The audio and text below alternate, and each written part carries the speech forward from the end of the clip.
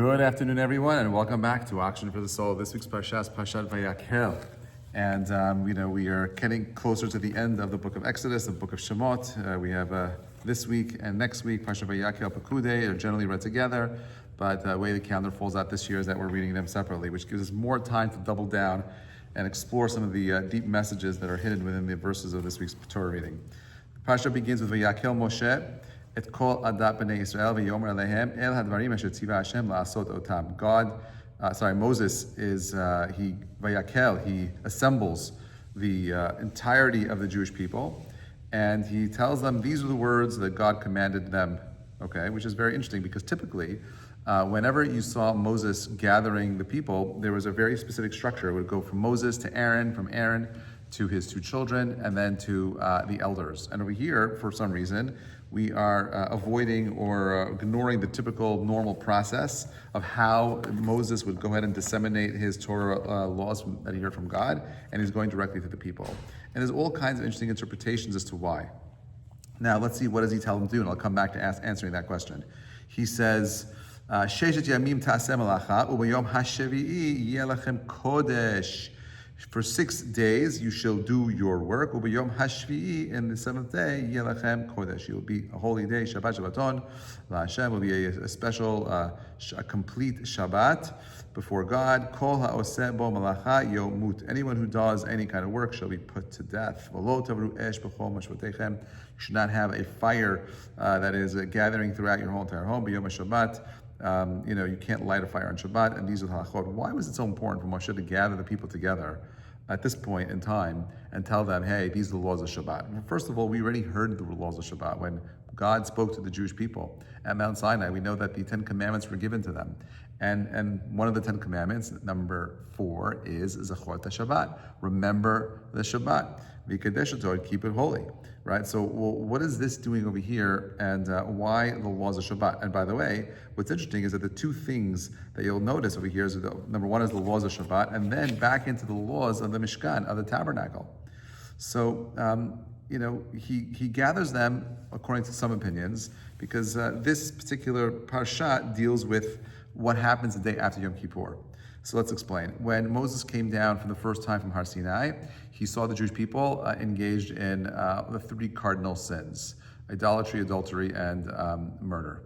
And so he ends up destroying the tablets that he comes down with, the 10 Commandments. They're unworthy to have it at this moment.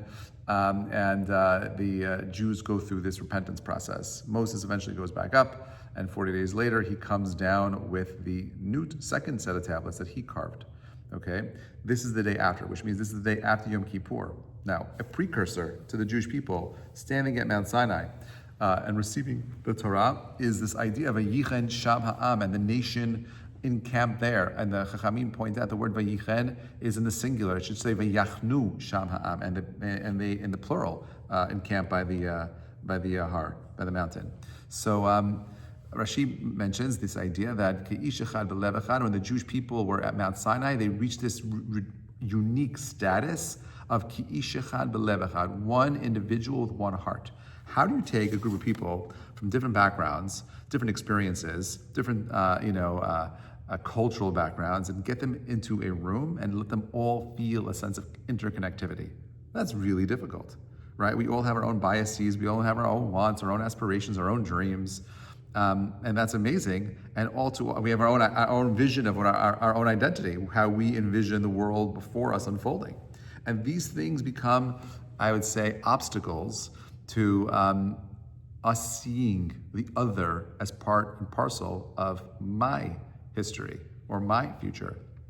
I have a want, you have a want. Okay, there's a disagreement. And therefore, we have to either come to a compromise, fight, walk away, and so on and so forth. That is not the world God created.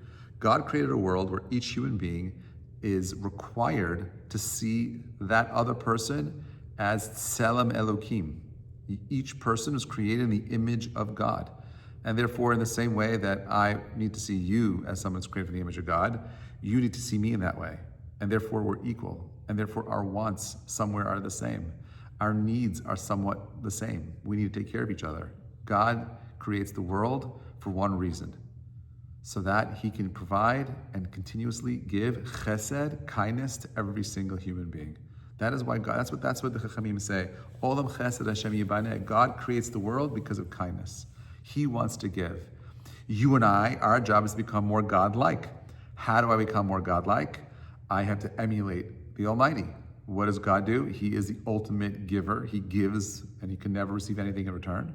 I am supposed to be the ultimate giver by becoming someone who gives and also is able to reach a point, hopefully, where I can give without needing anything in return. So Moshe gathers the people of Vayakhel because he wants them to reenact this whole entire concept of the Jewish people coming together, because he wants to elevate them. The job of Moses, the leader, is to sanctify the people, to elevate the people so that they can have a deeper connection with the Almighty. Now, we also know from the Midrash, which is interesting, that at this moment, Vayakhel, the reason why he gathers the people is when he came down the second time from Mount Sinai, his light had a Karen or. He was glowing, kind of like this little ray of hair coming out on the side over here for me, right? But he actually had rays of light coming out of his face, right? This is the famous, I believe it was a Michelangelo who portrayed him actually having horns. And that's a mistake. He took the word Karen literally, when really it's Karen or, it's rays of light. So Moses comes down with these rays of light, and people cannot look at him. He's just like awe-inspiring. He's terrifying. He's menacing. He represents man expressing his fullest potential, being a luminous being, not this crude matter that you and I are. And so the people can't look at him. So what does he do? He wears a veil over his face. So he's veiled, right? And now he's talking to the people. He doesn't want to be veiled. He doesn't want to be separate from everybody else. He's the shepherd loving his sheep. He loves the people. He doesn't want to be separate. He wants them to be where he's at. And he's struggling so hard. So he's like, guys, I'm going to teach you how to get back to that level you were all on before you did this horrible thing with the Chet Ego, with the golden calf. So the first thing is teaching you this idea of kadosh, of holiness, of the idea that there are sacred spaces versus sacred moments of time, right? This is Shabbat and the Mishkan. The Mishkan is a sacred space, and Shabbat is sacred time. Two different viewpoints. We understand, most people understand the concept of sacred time, right? We all understand a little bit differently, obviously. As Jews, we take it very seriously. I don't know any other religion which will tell you that their holiday starts at 6:08 p.m. and therefore you got to get ready before your Shabbat starts, and it ends at 7:26 or whatever that time is. You just have people sunrise, sunset, guesstimate. But we are medakdek. We are very, very stringent when it comes to understanding our times, because we understand that time, represents a demarcation of space. Okay, space and time actually go together. When the verse says, "Bereshit bara Elokim et hashamayim va'aretz," when God created the world in the beginning, He created shamayim va'aretz. Now, what He's really creating in that first verse is time. Bereshit is the beginning. That's first. If you have a beginning, logically you shall also have a middle and an end. So Bereshit is the beginning. Okay, He creates time, and then He creates shamayim va'aretz, which is space. What is time? Time is our ability to measure things moving through space. How do we measure time on our planet? We measure time on our planet by the Earth revolving around the sun. Our Earth is moving around the sun, right? And therefore we're measuring the time it takes for that to happen. Okay, that's a whole year, 365 days to go all the way around. Okay, that's all it is. Time is our ability to measure things in space. And therefore, Bereshit, that first verse, God creates matter and the universe. He creates space, He creates time. You cannot have time without space. They're interconnected. So Moshe is trying to give us here the ingredients of the path we each need to take to get back to that place where we could become a bigger human being like Moses. And the first step is Vayakhel. We have to come together. So much of the state of affairs around the world right now is an expression of just selfish wants and needs. We've lost our way as human beings, as humanity moves into a place where we're only concerned about our own nationalism. We're only concerned about our own needs. And I'm not saying we shouldn't protect ourselves. I'm not saying we shouldn't have a clear identity. Part of the problem is we don't have a clear identity today. But ultimately, we need to still feel a sense of responsibility for the world, for each other, right? We want that. Now, having said that, I also believe that when you are kind to the cruel, you are ultimately cruel to the kind. And that comes from a place of not having moral clarity. The Torah wants us to have moral clarity. Sometimes we have to do things that are difficult, not because we want to, because we have to. If we don't, we end up hurting the people that we're trying to protect. So Moshe comes down and he's trying to teach us this idea of sacred space versus sacred time. Which one's more important? Is it space or time? The Mishkan, right? The tabernacle was a place where God's presence dwelled. It was a physical space for holiness. We don't have that today.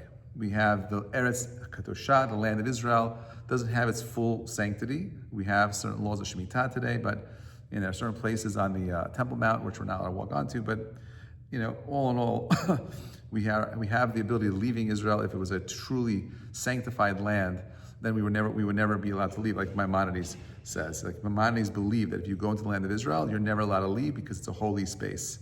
And since you're not allowed to degrade your spirituality on any level, once you enter the land, you're never allowed to leave the land. Obviously, not everyone agrees, which is why we can go and come. He never went. He only went after he died. And he's never left since. Okay, so you have the Mishkan, which is a place of holiness where God dwells. You have Shabbat, is a time that brings holiness into our lives no matter where we are. I could have Shabbat anywhere. As a matter of fact, if you've ever gone on vacation and tried to go to Hawaii, there's a major dispute as to whether or not when do you start counting your Shabbat. And there are some people that will actually hold 2 days of Shabbat in Hawaii because they're unsure where the international date line begins and ends. Not true for Sephardim. We have, a more clear tradition as to how we understand time in that area. Now, the famous Rabbi Joshua Heschel, who wrote a great book called Shabbat. It's one of my favorite books on Shabbat. He says that Shabbat is a place and time. A place where, while sacred space is limited to a specific location, sacred time is accessible to everyone, everywhere, at any time. And therefore, in our world, where people invest in creating beautiful homes and synagogues and structures, which is important, but Parsha Vayakhel reminds us that sacred time comes first. I don't care about your buildings. I don't care about the spaces. If you have a beautiful home and you don't have the sanctity of Shabbat in your home, you're missing something crucial. Right? You're missing the heart, right? So we may not always be in a holy place, but we can always create a holy moment. That's what the mitzvot are for. That's what the brachot are for. That's what kibbut avim is for. All of the mitzvot are all opportunities to answer the one question, which is, how am I going to respond to the circumstance that I find myself in right now? I can't control the circumstances that I'm in. I can only control my response. My parents, they gave birth to me. I didn't choose them. Maybe I did, I don't remember, right? My grandparents did the same thing for my parents. The circumstances are all set up perfectly, so I am born with the perfect counterweights that enable me to choose to bring holiness into this world. And that's what Moses wants for his people. I want you to be the Mamlechet Kohanim, the Goy Kadosh. I want you to be a nation of priests. I want you to be the a light unto the nations, but that does not happen unless you're able to bring Kedusha, holiness, into the space, into the world around us. So whether it's Shabbat, a meaningful conversation, or a moment of connection with God, right? Holiness it's not just about where we are, it's about when and how we choose to present. So just as the Jewish people built the tabernacle, the Mishkan, we could also build sanctuaries of time in our lives. We can choose moments where we disconnect from the distractions and we're able to reconnect with what truly matters at the core. How do we do that? Well, okay, there's a whole entire Parsha here that talks about it. It says, Sheshet yamim ta'aseh malacha u'b'yom hashvi'i yeh lechem kodesh. Now, it's interesting. It says, Sheshet yamim ta'aseh malacha. 6 days you shall do work. It almost sounds like you have to work, right? It could just say, Sheshet yamim, ya'asu malacha. But ta'aseh is the action, is you're going to be doing the work. U'b'yom hashvi'i yeh lechem kodesh. There's a famous story that is told by the Chavetz Chaim, who said that there was actually a merchant who was in Radin who he worked on Shabbat.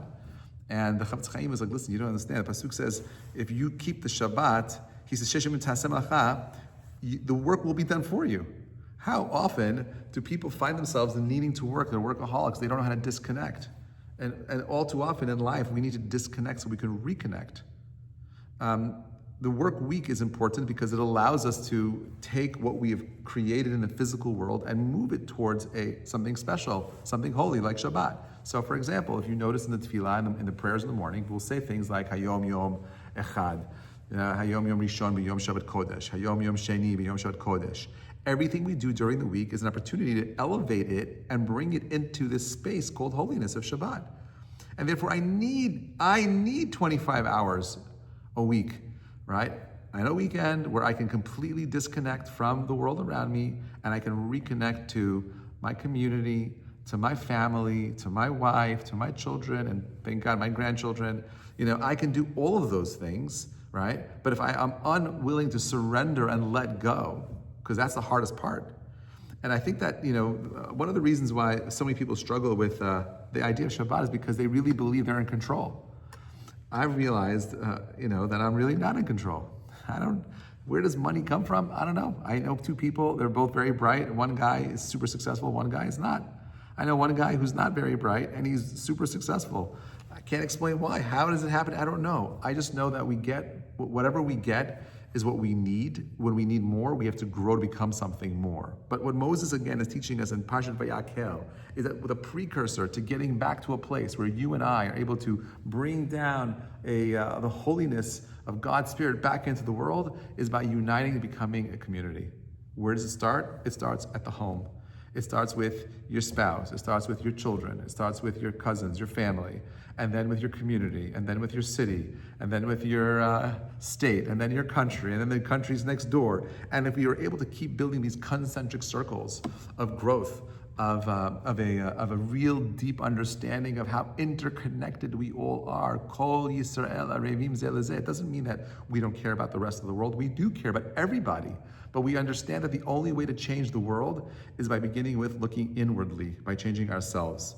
If I could change myself, I might be able to change and inspire my family. If I could change myself and my family, maybe my community. And maybe if our community was able to grow together and change, we could do it within the city that we live in and so on and so forth. Those concentric circles, but that's what God wants. It's the inner space that has an impact on the outer space. Vayakhel Moshe kol adap bnei Yisrael. It's got to be everybody. There cannot be a distinction between me and you, just a deep desire of wanting to bring this holiness. This is what it means to live a life of sanctity. To live a life of sanctity means I am proactively working and thinking about how I'm growing. Just like you're going out and working every single day, right? In the old world of agriculture, if you were a farmer, what happened if you just decided not to work one day? You starved. You went hungry and you died. There was no room for laziness. There's only opportunity for growth.